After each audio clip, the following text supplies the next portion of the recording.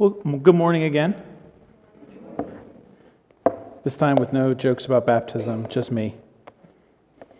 We're in a series on the book of Proverbs, and the book of Proverbs is laid out. We've talked about this before. It's laid out in kind of a unique way, and so we are going through it along different theological categories. We've looked at the biblical idea of wisdom. We've looked at ethics. We've looked at money. We've looked at kind of all these different things. And now what we're doing is looking at different relationships where those things most ordinarily show up. Last week, we looked at marriage and intimacy and what the book of Proverbs says about this. This week, we look at friendship. Friendship it's a story. It's a rhythm and a pattern and a desire that is really universal. So if you go back thousands of years, literally 4,000 years ago, one of the oldest stories that we have is called the Epic of Gilgamesh. And in the center of the Epic of Gilgamesh is this story of a friendship between the title character named Gilgamesh and his friend named, and I'm never going to be it's Enkidu. Right? And what happens is that these two, they meet, they don't like each other, they start fighting, and then they realize, oh, we're actually more similar than we realized. And all of a sudden, they become friends. They become friends to the point where then they have all these adventures. And one of the kind of center points of the book, is it okay to spoil a 4,000-year-old book? I think it's probably like the expiration date is probably rolled past on that, guys. Enkidu is murdered, and Gilgamesh weeps over his friend. It's a universal thing, this desire for deep friendships, these stories. And if you look throughout all of our stories, throughout all of the centuries, over and over and over again, you get these patterns of friendship. So we can go to the Bible with David and Jonathan. You can go to the silver screen with Laverne and Shirley. You can go to the legends of medieval Europe with King Arthur and Lancelot and the Knights of the Round Table. Or you can go to Pixar and look at Woody and Buzz. Friendship is just kind of over and over and over again held up and spoken about as this universally good thing, this thing that we want, this thing that we hope for, that inside of us, we long for this. I mean, think about this. Name some book, name some movie, some story, some TV show, and somewhere in the mix is going to be a friendship. A friendship where someone cares, a friendship where someone knows someone in a really important way, a friendship where someone steps out to sacrifice, to give up something for the sake of actually caring and loving. It's a universal part of the human story. But how many of you have experienced that moment when you realize that there's a circle of friends and you're not a part of that circle? Man, that is the worst feeling, isn't it? That, what do I do? Do I just turn and walk away? How do I feel? It's absolutely brutal. I saw a joke online, and it said, Christians often talk about the miracles of Jesus. They talk about the fact that he walked on water. They talk about the fact that he fed 5,000. They talk about the fact that he calmed the storms, that he raised Lazarus. And the point of the joke is, but how come Christians don't brag on the miraculous fact that Jesus made new friendships in his 30s? I thought that's really absolutely fair. Because we know that there's this friendship is so important to us And yet friendship also feels like it's elusive, doesn't it? We feel this tension. And Proverbs, when it writes about this, it speaks both about the friendships that we want, and it speaks about the friendships that we have. It speaks about the friendships that we hope for, and it speaks about the friendships that have hurt us. And so, what I want us to do today is to look at friendship kind of from those two vantage points of the hopes and the ideals and also the realities. And in the end, what I hope you are able to hear from me, and it's going to sound paradoxical. So what I hope we all by the end will be able to take away is an understanding that when we're talking about friendship, we need to make space, but we also need to close the gap. We need to make space and close the gap. And I promise by the end of the sermon, I will at least have attempted to explain what I mean by that. So, the first thing that we need to see is the friendship we want. Let's just recognize that Proverbs makes it super clear that there is this ideal of friendship, that it's a good thing, that it's a hopeful thing, that it's important. So, for instance, in Proverbs 18:24, it says this: "One who has an unreliable friend soon comes to ruin. But there is a friend who sticks closer than a brother." Now, Christians kind of evangelistically grab that verse and we just kind of run to Jesus with it.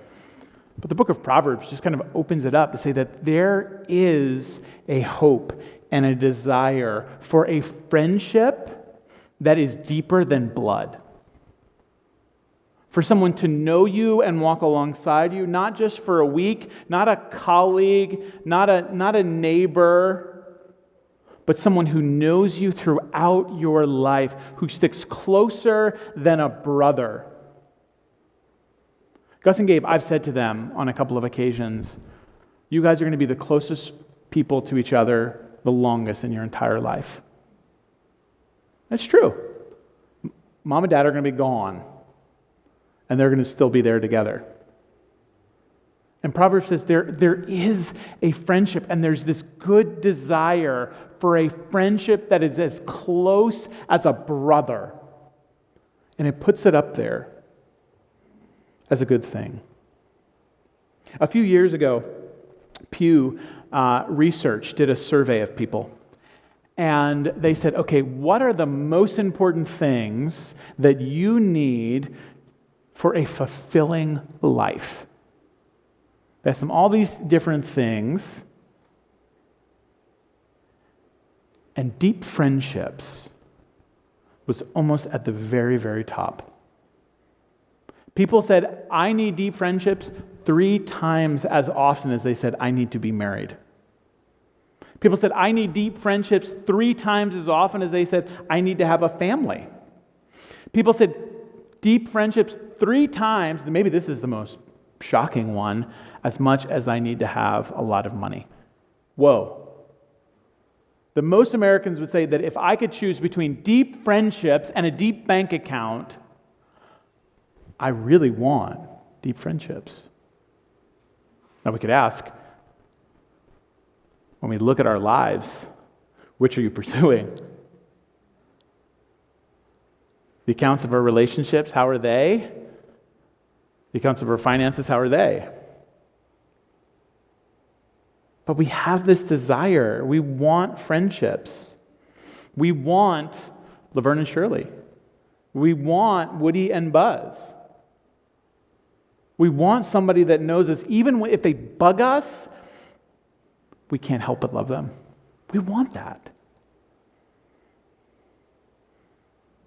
Proverbs 27 says this, and if you're looking, Proverbs chapter 27 kind of over and over again, kind of scattered throughout, is a lot of talk of friendship. Perfume and incense bring joy to the heart. Now that's a funny one. You say perfume and incense bring joy to the heart. Well, don't forget, they lived in the ancient world. There was There was no deodorant, guys. There was lots of animals. They were in the Middle East where there was lots of sweat. And so perfume and incense does bring joy to the heart. Man, you're walking around and it's basically like a middle school locker room everywhere you go. And then you smell a little perfume and incense. You say, oh man, that's just like, it's so nice to not have my nose feel attacked for like 30 seconds. But the pleasantness of a friend springs from their heartfelt advice. I mean, that's just like, there are some things that are good, it says, but there are some things that are even better. And it puts friendship in one of those better categories. Someone to share and know what's going on, that there is heartfelt advice, that they're able to speak and encourage from their heart, care about us. We want friends that know us that way. We want friends that cheer us on and challenge us. As iron sharpens iron, so one person sharpens another. We want friends to help us, to make us better people. We want to pour our lives into our friends and see them not do the same stupid thing that they did. We want them to be the people that we see in them. And Proverbs says this is all good, and this is true, and this is from God. But that doesn't mean that we just want a friend to tell us what we want to hear. In fact, Proverbs holds up this idea of a friend who will tell us what's really going on. Wounds from a friend can be trusted, but an enemy multiplies kisses. I mean, he's saying, I would rather be stabbed by a friend than kissed by an enemy. Because there's something good that's going to come from my friendship in that. There's something necessary and true. And that can come to us in really small and honestly silly ways. And I bet you know, and you've had to maybe be that friend that said something that you knew they didn't want to hear. But you knew you had to say it. And once you said it, you knew that it was right for you to say it. And I'm sure you've also been in one of those conversations where your whole body kind of crosses your arms and the hairs on the back of your neck stand up as your friend starts to say something that you don't want to hear, but by the end, they're right. And you're so thankful that they said it. And it could be really like small, silly things like, hey man, I love you, but you're not a fedora guy. Like you're not. Like everybody's got a different head. You don't have a fedora head. We need those kinds of friends. It can also be really serious things. Like a friend saying to another, you need to break up with him. This guy is destructive. He says he loves you. He's going to ruin your life. And I know you love him, but he's going to ruin your life. We need those kinds of friendships.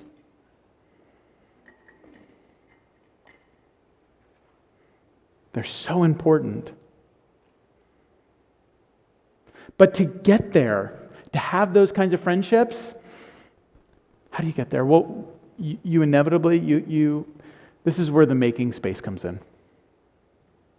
Those kinds of friendships, to be known that way, to have those relationships where somebody is closer than a brother, where somebody can speak in to the most tender parts of you, say things that you don't want to hear from anybody, but you'll accept from them, you have to make space for them.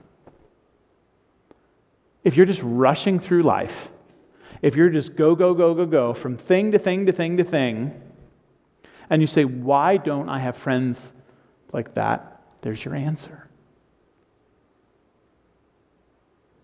Or maybe you say, well, I'm not running from thing to thing to thing, but you're locked down. You're a vault that people don't even know your last name. They don't know anything about you. You share nothing. You don't want to give anything away.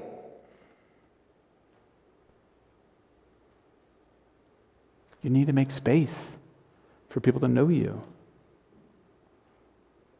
Last week, we ended our growth groups at our church, but in our church community, that really is the place that we try to carve out for our whole congregation to make space for each other. It's not everybody in one group, it's lots of small groups where people can actually know each other and be known, where we can begin to foster those kinds of relationships, where people can actually say, hey, what's going on? Hey, 4 weeks ago you prayed about this and then you didn't say anything. Is that still a thing? What happened with your sister? You were working on a new, did you keep your job? Those things are important. They don't just come out of nowhere. We have to make space for them. Now, Proverbs also warns that when we talk about friendships, we can talk about what we hope for, what we're excited about, what we're kind of looking, but we also have to understand that there are friendships that we've all experienced. There are people that you thought cared about you deeply, and then you see that they're in the grocery store and you think, oh my goodness, if they're over by the milk, I have to be over by the produce because I don't want to bump into them. Maybe you even turn around and you say, I'm going to sit in my car for 20 minutes so that hopefully they go in and out and I don't have to interact with them anymore. You have friendships that when you see a post come up on social media and you thought I unfriended them and it turns out you didn't, that your heart starts racing and you feel anxious and betrayed and hurt. Proverbs warns us that there are friendships that we experience that are honestly painful. And it puts in this category what we might call transactional friendships. Proverbs says this in chapter 19, wealth attracts many friends. Hebrew doesn't have the ability to do air quotes. And so I think they really would have put air quotes in there. They have many friends. But even the closest friends of the poor person deserts them. I mean, that cuts. That hurts.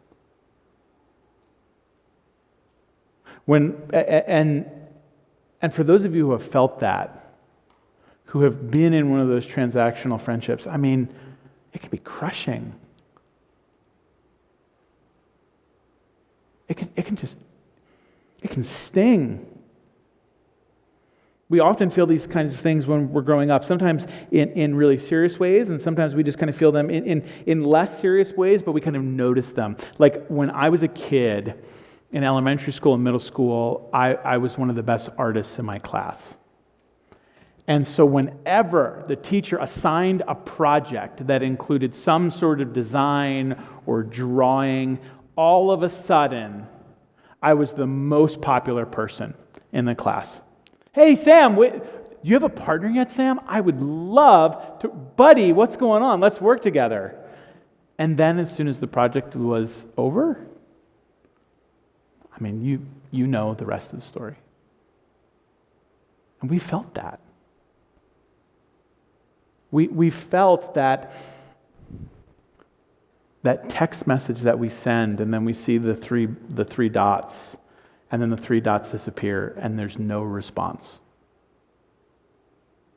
for weeks or months. And we go back to it, and we think, maybe I missed it, and they responded. And we look, and sure enough, they haven't said anything. It hurts. It's a wound. Now, we feel that, but let's be honest.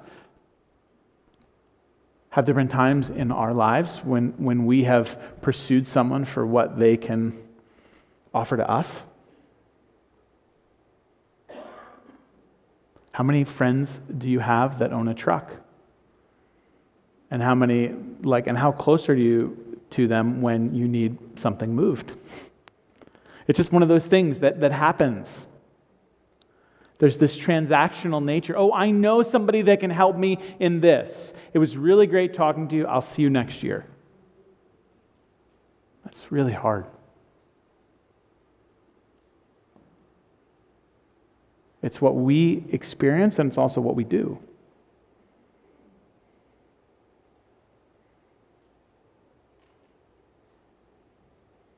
Proverbs warns us because it says that when you interact with friends and when you pick friends, you better be very careful.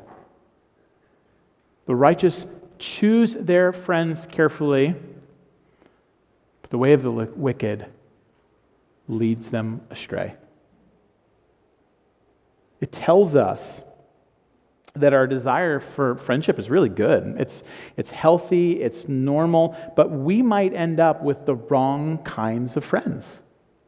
We might end up with people that hurt us. We might surround ourselves with friends, and the people that you surround yourself with, that matters a lot.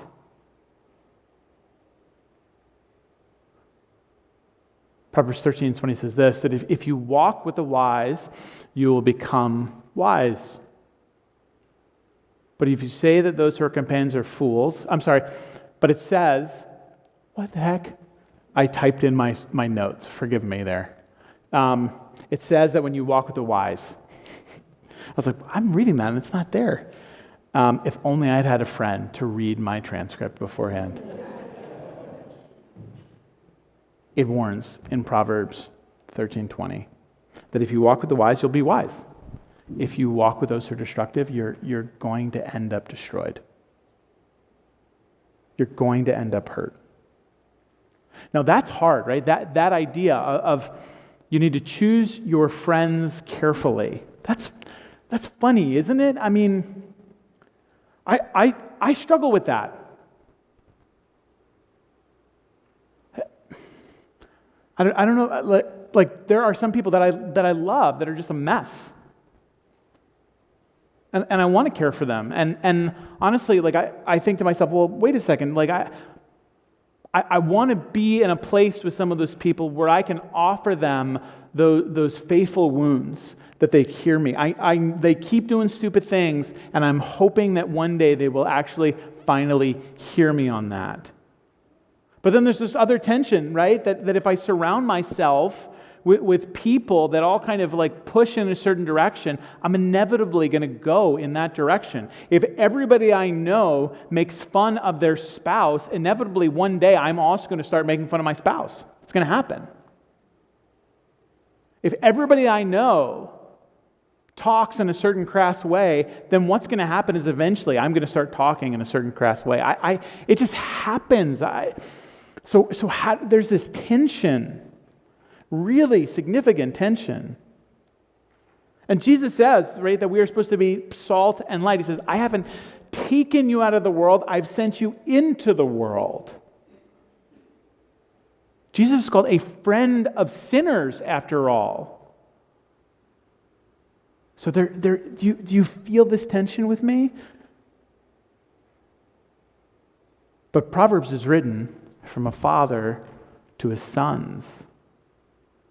And I think there we understand that you have to be really wise and really intentional about who you connect with. Right? We have to hold this in tension. We don't get to say, okay, I'm gonna pick this part of the Bible and I'm gonna ignore this part of the Bible. I mean, even in the same book in the New Testament, it's a book called The First Letter to the Corinthians, the Apostle Paul says, I become all things to all men, that by all means I might win some of them. He says, I have friends with lots of different people in lots of different situations and different things going on. He says, to Jewish people who keep the law, I'm around them, I'm hanging out with them, and as they keep the law, fine, I'll keep the law. To people who are pagans and they don't care about this stuff, I don't care, fine, I'm with them, and he acknowledges that. But then he also says, so there's this intentional salt and light, but he also says, bad company ruins good character. Same book of the Bible. Living in that tension, recognizing that both of those things are true. And so we have to figure out a way to recognize that who you surround yourself with matters a lot. That Christians aren't called to just kind of retreat from everyone. But we have to live in a deep intentionality. A deep intentionality.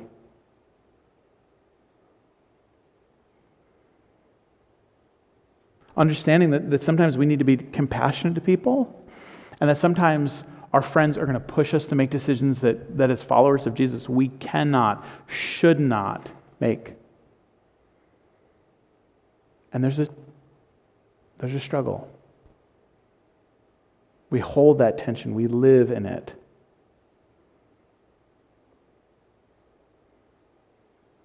But what is clear across lots of Scripture is that our friendships matter.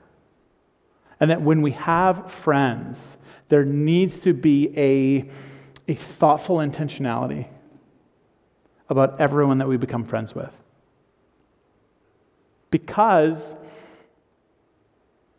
friendships are some of the most rewarding, important things in our life, and they also are the source of some of the most obvious hurts and betrayals we've ever experienced. And so we just have to hold those things so seriously.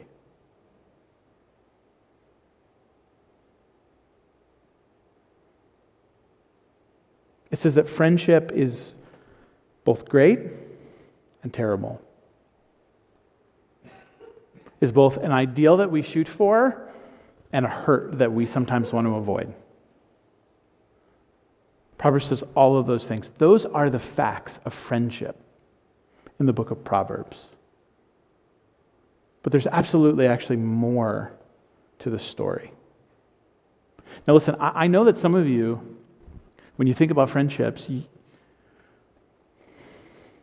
it stirs up some hurt, some loneliness, some sadness of someone that we used to. I mean, I can think about someone that I was friends with in 6th grade.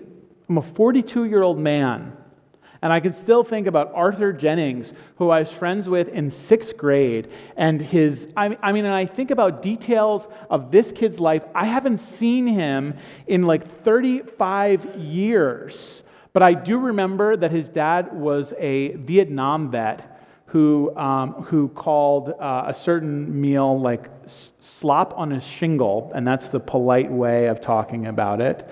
And I remember that his dad was the first person I ever met with Lyme's disease, and so he was actually disabled from it. But do you know what I remember more than anything was, and I don't remember what it's about, but I remember the feeling that I had when Arthur and I had this massive blow-up fight, and that was it. That was the end of our friendship. I still feel that decades later. And I'm sure each and every one of us has some friend like that we can think of. Some hurt, some hope, something that did not work out. And I bet that some of you think, Sam, that's your story, but I have a worse one. Sam, that's cute. 6th grade, I was betrayed by my maid of honor. My best friend stole thousands of dollars from me. You can come up and you think there's no one, I have the worst story. And I just want you to hear me and know that whatever you think that you have experienced as kind of the pinnacle of terrible friendships, you're wrong. Because Jesus experienced worse. He experienced all the hardest, most painful parts of friendship. His biographies are littered with transactional friendships where people show up and they say, Jesus, we really like what you're doing. We want to be close to you. We want to be close with you, buddy. Can you just feed us a little bit more? Can you just help? Can you heal?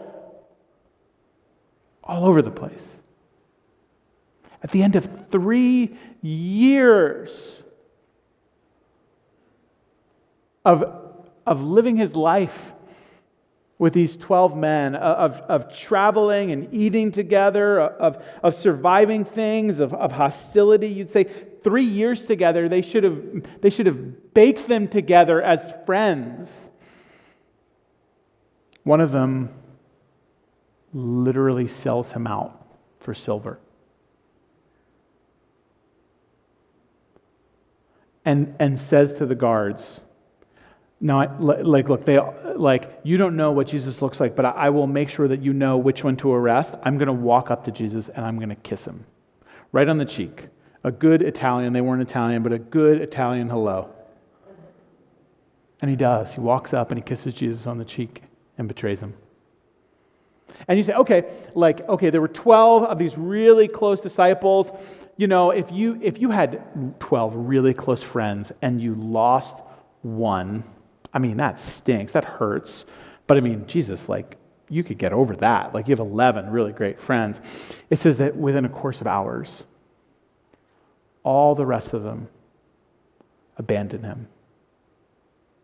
To the point where one of them, they used to wear these big robes, right? That's how they used to dress, not in shirt and pants like we do. They used to wear these big robes, and they'd have an outer robe, and then they'd have basically underwear on underneath. And it's a good rule in every society that your underwear stays under other clothes. I mean, that's just kind of normal. We all get that. Everybody, can we all agree at least on that? We've talked about a lot of controversial things this morning. You want your clothes on top of your underwear, unlike Superman, okay? One of his friends, his closest friends, in fact, called the beloved disciple, is so anxious to get away from Jesus that he's grabbed by his outer clothes and he literally squirms out of them and runs away in his underwear rather than be next to Jesus. Whatever betrayal you've felt, I'm telling you, Jesus has felt it too. And do you know what is so amazing and so wild about the whole gospel story of Jesus' betrayal? Is that he knew all of it was coming. He saw it all coming. He told them, "You're going to leave. You're going to walk away. It's going to happen." And they said, No. We'll be with you to the end. And he said, "It's not going to happen. You're going to walk away." And they said, "Never. We would never walk away. You're going to run away from me." And they all did. They all did. And even though they were all going to betray him, just hours before, in spite of the most painful, disappointing hurt thrown at him, that abandonment, you know what he did? He said this to his disciples: "My commandment is this: love each other as I have loved you. Greater love has no one than this, than to lay down his life for one of his friends." He knew everything that was going to happen to him over the course of the next dozen hours. He knew the betrayal. He knew the arrest. He knew the beating. He knew the cross. And he said, "I love you guys. I love you." And he says, "You are my friends." He says, "I don't call you servants. I call you friends now." I mean, just think about that. That's the friendship. Not that we hope for. That's the friendship, not that we experience. It's a friendship that is so much more than anything we can ever experience or even imagine. Why does this matter so much? Well, for one, we're living in this moment that is people are literally calling it a loneliness epidemic. Where people put high on the list, the thing that they want for a fulfilling life more than almost anything else is deep, meaningful friends. And yet 60% of Americans would say that they feel alone a significant amount of the time. Jesus at one point early in his ministry, is talking to this woman who is alone in the, like, it was, guys, was it like ridiculously hot? I was looking at pastoral openings in Alaska on Monday and Tuesday. I was like, this is not acceptable heat. It was miserable. So the story says that this woman is going to the well in the heat of the day. Imagine 12 o'clock on Monday or Tuesday, you go out to do yard work. And do you know why? Because you don't want to be next to any of the other people who would normally be out either early in the morning or late in the evening. That's what was going on with this woman. She was alone. She was alone. She felt isolated. And Jesus was there for her. And he told her there was a better life possible. There was a better way forward possible. But you know what he also says to her? He says that it has to come through being honest about what's really going on. He invites us to be honest. That between what we hope for in our friendships and what we've experienced, between what we want to be as friends and who we've been as friends, there is this enormous, painful chasm. And when you recognize that, you can do one of three things. One of them is that you can just throw your hands up. You can grab your phone and hunch over and just say, I don't need anybody. I can be connected. I have lots of friends online. And you can just kind of isolate and you can weave together self-pity and bitterness and hurt and anger and all of those things. And you can say, forget it. I don't need anybody. I'll be fine on my own. And just kind of shake in the anxiety of that loneliness. You know that feeling. If you have a smartphone, and it's 90% of us in this room, that closed-in shell that you make for yourself, you can try that. You can go ahead. You can also say, yes, but next time I'm going to do better. Next time I'm going to be the friend that I wanted to be. Next time it is going to be better. And if I fail that time, I'm going to do it again and again and again until I'm the kind of friend that I've always wanted to be. And from a Calvinist, I say, good luck. Or there's a third option. You can realize that gap is not closed by you, but that gap is closed by Jesus, who is a friend of sinners, who knows you and loves you. And if you had been one of the 12 that ran from him in the garden, he still would have hung on the cross for you.